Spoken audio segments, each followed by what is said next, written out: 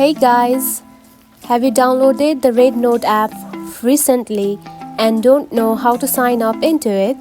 Then today I'm going to show you how to sign up in the RedNOTE account. It is a very easy process, so let's dive right in.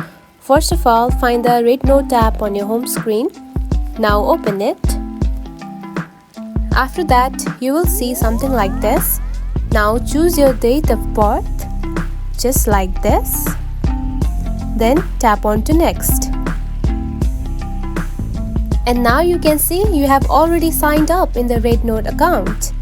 Now you can see just right here. Now if you want to log into RedNOTE account, simply tap on to me and watch the other video that we will be posting on the same YouTube account. And that's it.